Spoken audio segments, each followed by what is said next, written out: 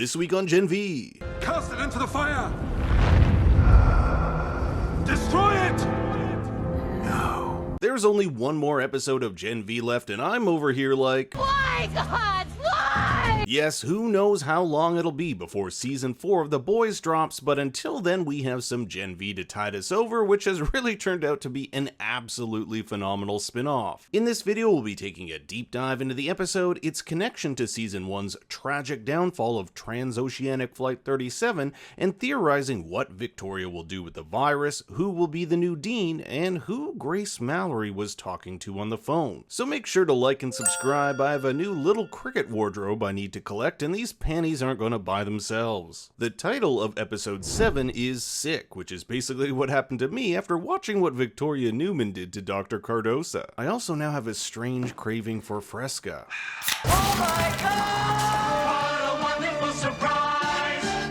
Fresca! A soup by the name of Rich is brought into a woods containment cell along with 3 other soups. One of them, Andy, has been injected with the new contagious soup-killing virus created by Dr. Cardosa at the behest of Dean and Dira Shetty. Both Rich and Andy were not on Professor Brink's list of current prisoners that Andre found in episode 2, so either this wasn't a comprehensive list or Godolkin takes new subjects as it deems fit. When Rich enters the cell, he asks, "What did I do? Did he come from another cell, or was he taken from up top?" Last episode we heard Dean Shetty order Dr. Cardosa to make the virus both lethal and highly contagious, with poor Betsy here being the first to go. As it currently stands, the virus can only be contracted via bodily fluids, but Shetty wants it airborne, something Cardosa says would spread like wildfire among the soup community if it were to get out. Later on in the episode we'll learn that Cardosa estimates he's 10 months away from making an airborne version. Now Cardosa here is right to question Shetty on why Vought would want to make such a virus that would essentially destroy its bread and butter.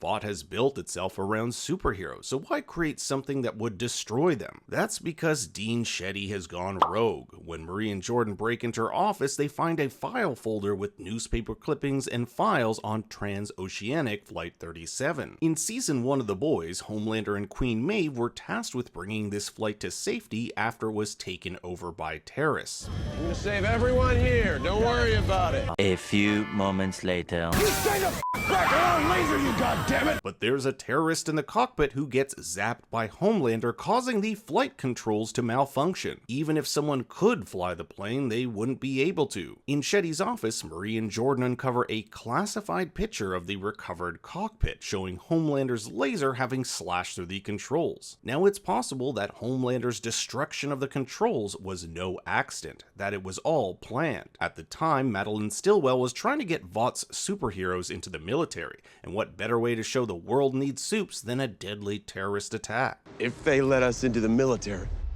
then this will never happen again. So if Dean Shetty has this photograph, she knows that not only was Homelander on that flight, but its downing was caused by him and Vought covered it up. This is why Dean Shetty wants a virus that will kill all soups, as revenge for killing her husband Paul and 11-year-old daughter Lily who were on that flight. It's also why she goes against Vought, a company that routinely covers up the terrible crimes of their quote-unquote heroes. Cardosa threatens to expose Shetty, but what will Vought do to him when they find out he's created a soup-killing virus? It's put him in a very precarious situation, one which finds him drunkenly breaking into the Dean's office and pissing in her whiskey. Meanwhile, Kate calls Shetty hoping to arrange a meetup. This is all a plan to get her alone so that the gang can expose Shetty for everything she's done. But Shetty has an important meeting downtown, one with Grace Mallory, former deputy director of the CIA and founder of The Boys. The last time we saw her, she was putting Soldier Boy to sleep. Shetty tells Kate to calm down and take more of her medication. Medication she first gave Kate years ago, which numbs her powers. With her currently off them, the voices in her head come back, but those voices are actually the thoughts of people around her. The ability to hear people's thoughts is exceptionally powerful, and I'm looking forward to how Kate will use this power in the episodes and seasons to come. The diner is decked out with superhero Funko Pops, like those we saw in episode 1. a Homelander doll, and a campaign poster for Victoria Newman. In season 3 of The Boys, we learn that Victoria Newman is running for vice president alongside presidential candidate Robert Singer. Robert Singer is the current U.S. Secretary of Defense and once held a meeting with Stan Edgar, then CEO of Vought, to discuss the incorporation of soups into the military. He's named after Robert Singer, the co-showrunner of Supernatural, which Gen V creator Eric Kripke also produced. The TV in the background shows us everyone's favorite fair and balanced news reporter, Cameron Coleman. It's October, and we're bringing you no tricks, just the greatest treat of all, the truth. He's talking about that no-good anti-soup socialist Victoria Newman coming to speak at Godolphin. You can bet there's going to be a ton of pushbacks on a candidate who's seen amongst the soup community as being anti-soup. Remember, she's the head of the FBSA, the Federal Bureau of Superhuman Affairs, an organization that investigates and prosecutes soups. However, in her defense, she states that this has resulted in both lower soup and human deaths. We'll even see graffiti that spells out "cop" on her campaign signs. Now, the gang wants to believe in Kate after it was found out she was wiping their memories, but it's gonna take something big to earn their trust back. Outside, Jordan is pissed that Kate can read their minds, but Marie reminds them that they need Kate to use her powers on Shetty to expose the truth about the woods. There are some cool Easter eggs here, like A-Train promoting Henderson Beer, which is a local brewery here in Toronto where the show is filmed. We have these soup headphone ads done in the style of the iconic iPod ads of the 2000s, and Soup Lives Matter, spray painted on top of a poster for Newman, a nod to Black Lives Matter. It's Jordan who proposes another idea. As a TA, he has access to Shetty's office. Maybe they can find some incriminating evidence in there and give it to Victoria Newman. People are way more likely to believe the atrocities committed at Godolphin if they come from her. Meanwhile, Emma introduces Sam to her room, which comes with cute little panties and even Starlight Starbrader, which you can buy online at soupporn.com. Yes, Vought has an actual website where you can peruse an assortment of adult toys. Unfortunately, the Starbrader is discontinued. Fun fact, the Starbrader was one of many weapons Kimiko used in Season 3 to bring down a man known as the Oligarch. If you follow Vought International on Twitter, you'll know last week was Soldier Boy week at God U, and if you signed up for it, you got a complimentary bottle of lube upon arrival, which is where Emma may have gotten this. Remember that Sam is on the run, having massacred a group of soldiers only a few episodes ago, so it's imperative that he keeps a low profile. 5 minutes later.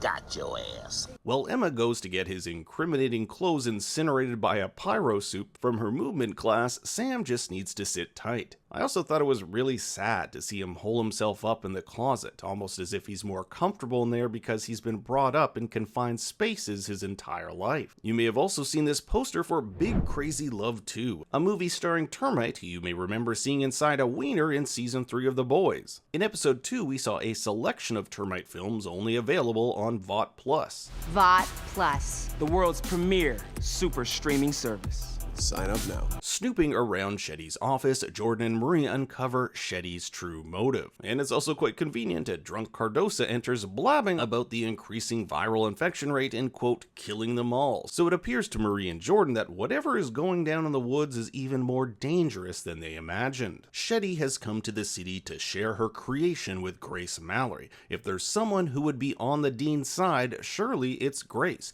Grace not only founded The Boys, a CIA vigilante group tasked with bringing down Vought and the Seven, but her own grandchildren were killed by former member of the Seven, Lamplighter. Grace blackmailed Lamplighter with video footage of him committing an unseen act in an attempt to get him to spy on the Seven, but Lamplighter burned her hotel room thinking Grace was in it when actually it had her grandchildren. For Shetty, the virus gives humans a way to fight back, stating that it's us, meaning humans, versus them, soups. And we'll see the beginnings of this us versus them rhetoric echoed with Rufus and Sam. We're better than humans. well, that's pretty racist. Grace will not get behind this, calling it genocide. You can't go around killing an entire people because some of them are doing evil acts.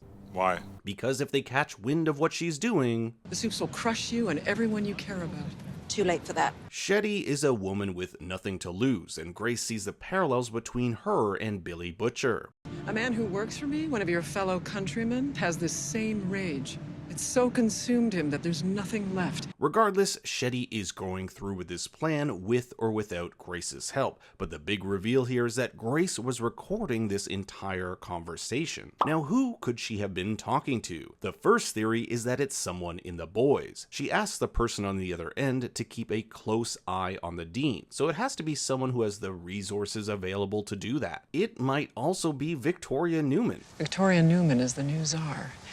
She's sneaking me some off-the-books funding for a team that can keep tabs on the soups. Grace and Victoria do have a history together. In exchange for information on Vought, Victoria would help bring the company down. It's Grace who even escorts Victoria out of the courtroom during the infamous head-popping episode. But with Huey uncovering that Victoria is a soup in season 3, this theory may be less likely. Back at Godolkin, Sam makes some new friends with Steve, the ice-breathing soup, Rufus, and a girl credited as Cute Soup, whose only real power we've seen so far is her eyes can glow pink. Remember that Sam has never had any friends, so when these guys show him a good time, toss him some beers, and allow him to slide down the hallway, it's a whirlwind of new experiences for him. Thus, he joins them as they make their way to the Godolkin Town Hall. On TV, Andre and Kate watch as Polarity conducts an interview with Cameron Coleman. He's scheduled to interview Victoria at today's town hall, but spontaneously starts to convulse, causing his powers of magnetism to cause chaos on set. Andre hasn't talked to his father since he learned he was complicit in what's going on in the woods. It seems like there's no one left in Andre's life that he can trust, but seeing his father in trouble compels him to run across campus and ride with him as a Global Wellness ambulance picks him up. Global Wellness is the Vought-run health organization. Where do you turn to fill that void? Adrenochrome-laced cocaine? Heroin enemas? It's also pretty funny to see a Vought pharmaceutical ad on the television as Andre runs off. Emma arrives back with some delicious Whataburger past a TV with the latest Godolkin rankings with Andre, Marie, and a random third student in the same positions. She is shocked to find that Sam is missing. With Andre by his father's side, Polarity experiences another seizure, causing the insides of the ambulance to crush them like that submarine by the Titanic. Andre has to use all his powers just to keep the truck from imploding, but the question I have is, what is causing these seizures? Is it just a normal health issue? Did someone do this to him, or could the seizures be a side effect of Compound V? Seizures can be the result of a multitude of factors, from genetics, brain injury, stroke, or infection. If it is some sort of blood clot, could Marie end up saving his life by using her powers? And could we just take a moment to realize the real MVP here? This paramedic got the stretcher slammed on her and scissors and fire extinguisher slammed on her face. Girl better be getting a raise. Emma knocks on her R.A. Maverick's door to see if he's seen Sam. Of course he's there with Sloan the alpaca, who we still don't know is a real animal or soup who can shapeshift. I really liked Maverick last episode where he was comforting to Jordan, but here he basically tells Emma to screw off because he's getting ready for sexy time. Go cockblock someone else. Rufus lies once again to Sam, stating that they'll be meeting Emma later. In a pinch, Cameron Coleman has filled in for Polarity to ask Victoria the hard-hitting questions. Victoria speaking at Godolkin is an attempt to bring some understanding to a group of people who see her as a threat. She comes at a time when views on superheroes have plummeted. We had Stormfront come out as a sadistic Nazi, Soldier Boy a Russian spy, and Homelander himself killed a Starlight supporter in broad daylight. One attendee even asks if Homelander will be held accountable for his actions, with Victoria stating she's confident the legal system will try him justly by a jury of his peers. But can he be tried justly when his peers are all human? In episode 1, we saw a brief television report in which we see Homelander's lawyer state that he stood his ground. In episode 2, we'll learn this trial is underway, so it'll be interesting to see whether Homelander's trial will be a plot point for The Boys Season 4, or if it'll be resolved by the time it starts. Newman notes that because of her work at the FBSA, both human and superhuman incidences have dropped by 30%, and that if she and Singer are elected, they'll establish a new role in government so that superheroes will have a voice. The crowd does not believe her, with Rufus joining in a chant of "You will not control us." They get increasingly agitated as we see an electronic electricity soup, a green one who looks to emit radiation, Screen Girl, and one of Rufus's buddies use his laser eyes to rip off an American flag. Security is quick to usher Victoria away. Meanwhile, Jordan has created a distraction by dislocating Justine's jaw, the girl who posted about Emma's eating disorder on her YouTube channel. We have Harper over here, the tail girl we saw posing for Justine in episode 2, documenting the whole thing, stating that this will surely result in Jordan losing her 5th place ranking. But because the camera is knocked out of our hands, we can't be sure if this footage survived. The distraction is a success, allowing Marie to catch Victoria as she's ushered off stage, and to Marie's surprise, Victoria knows who she is. After all, Marie made national news a few days ago, fighting off Golden Boy and becoming the Guardian of Godolphin. In fact, Victoria mentions her daughter Zoe, who we saw Victoria give Compound V to, is a big fan of hers. Now, we don't know how Zoe's powers manifested, if any manifested at all. All we really saw is her spine spasm as the compound was injected. I'm curious whether or not Zoe has the same powers as Victoria and Marie. It may explain why both she and her are, quote, big fans of Marie. The show might even be teeing up a potential face-off between Zoe and Ryan, Homelander's son. We know that Homelander and Victoria don't necessarily see eye to eye, so could this animosity pass on to their children? Victoria asks, Oh, come on. Tell me something about myself. She wants to know if Marie can sense the Compound V in her blood. This whole season has seen Marie discovering more about her powers, and this appears to be the first time she's used it to discover compounds in someone's blood. Dr. Cardosa said that Marie could be one of the most powerful soups alive, so seeing what other things she can do with it will be interesting to see over the next few seasons. For example, will she be able to pop heads just like Victoria? Could she destroy entire cities by simply exploding everyone's heart? To what extent do her powers go? After showing Marie she has similar, perhaps identical powers, Victoria reveals that it was her who got Marie into Godolphin. Now, even if you've watched The Boys, we still don't definitively know Victoria's endgame. It's safe to assume with her as a VP, she'll want to off-singer and become president. But then what? Victoria puts herself at great risk by revealing herself to Marie. Did she help Marie out of the kindness of her own heart? Did she see how the two of them were similar and thought she'd pay it forward, similar to how Stan Edgar saved her?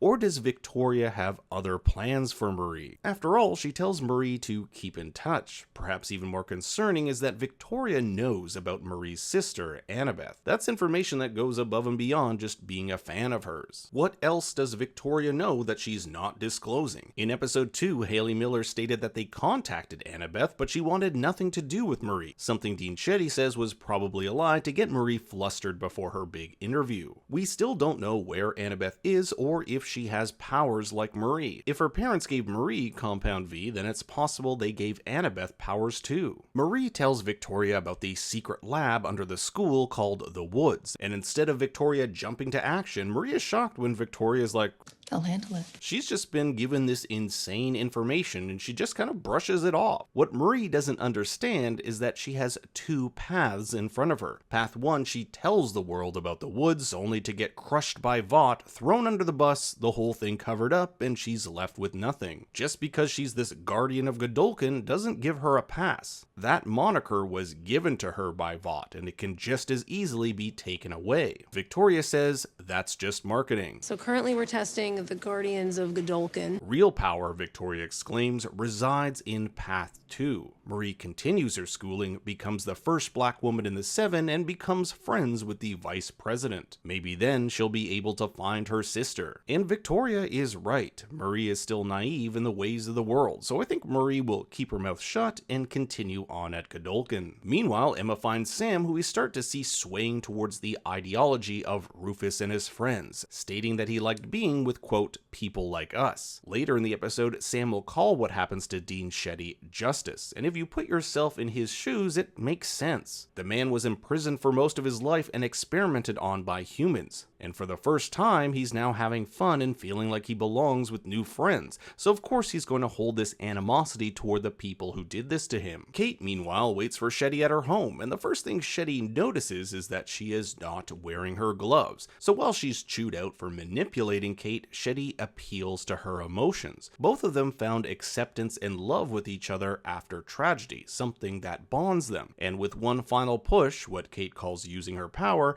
the two can leave Godolkin and start anew. We never find out directly what this final push is, but I think they're implying it has something to do with killing the remaining inmates in the woods. Tell them what your last assignment was for me. Kill everybody in the woods. What I don't understand is how Shetty tells Kate that they'll leave soon, but just a few hours ago told Grace that the virus still needs about 10 more months of research to make it fully effective. This implies that Shetty never had any intentions of leaving with Kate. In fact, I'd go so far as to believe Shetty would kill Kate, seeing as she's really the only person who could expose her. We get a brief shot of Andre in the hospital with a stabilized polarity, apologizing to his father for not being around. He, along with the others, receive a text to see Kate, who's with Shetty. And upon entering, the door ajar no less, they find Kate's eyes bloodshot, an indication that Kate has overused her powers. She has Shetty completely in her control. And now she'll do whatever we want. Shetty tells them that Godolkin was founded not to train Supes, but to study them. She lays out her plan to spread a virus that will kill all Supes. This is when Marie puts two and two together that Shetty wants revenge on Supes for killing her husband and daughter. In Shetty's mind, the very nature of a Supe is one of destruction. You all leave a path of destruction behind you. You can't help it.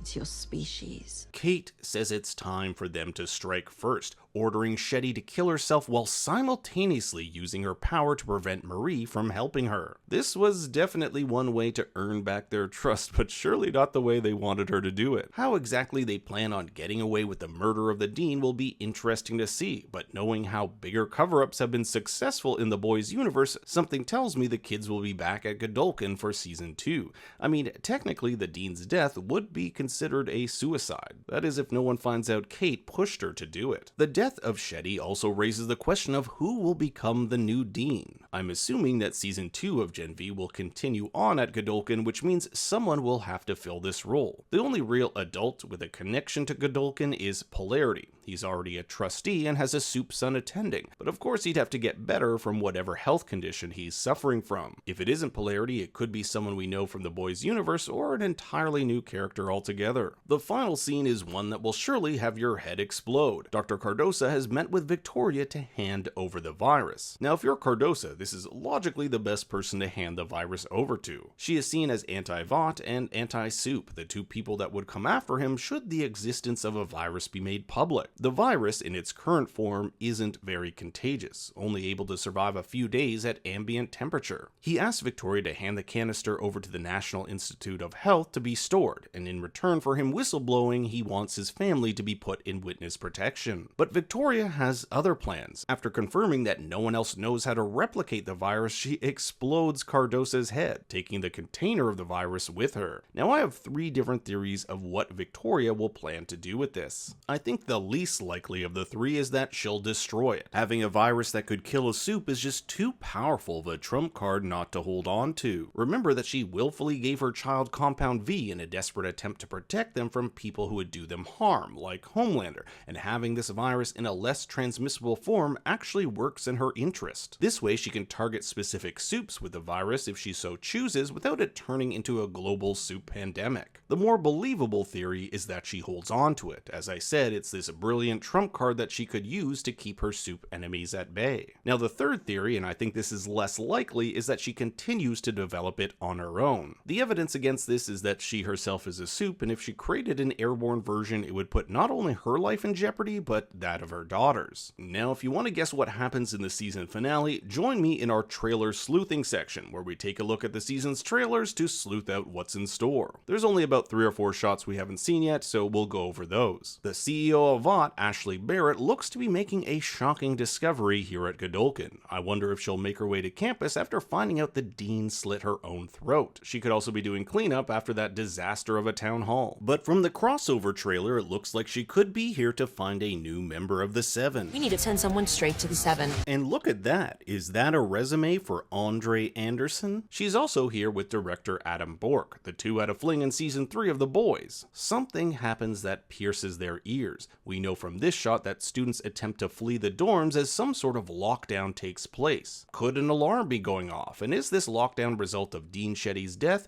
or perhaps inmates from the woods escaping? Some other theories for this mysterious sound include this device seen in episode 2, but that's only supposed to work on Supes. It could also be Kate getting into the minds of everyone on campus. Marie, seen here in Dean Shetty's office, experiences this sound too. Here we have what appears to be an inmate from the woods set free. Is it possible Kate set them free? Remember, she was tasked with killing all of them, so an act of defiance would be to set them free. Now, she wouldn't know about this virus, and it's possible these inmates could be spreading it into the real world, which would require them to be recaptured and quarantined, something I'm sure they wouldn't be too happy about. And our final shot is of Rufus, who's jamming out in front of his phone. With only one more episode left, the first season of Gen V has really shaped up to be an absolutely fantastic addition to the boys' universe. But now I turn it over to you. What do you think will happen in the finale? Leave your thoughts and theories in the comments below. Thanks for watching, make sure to like and subscribe, and for more bad takes you can follow me on Twitter and Instagram at ThinkStoryYT.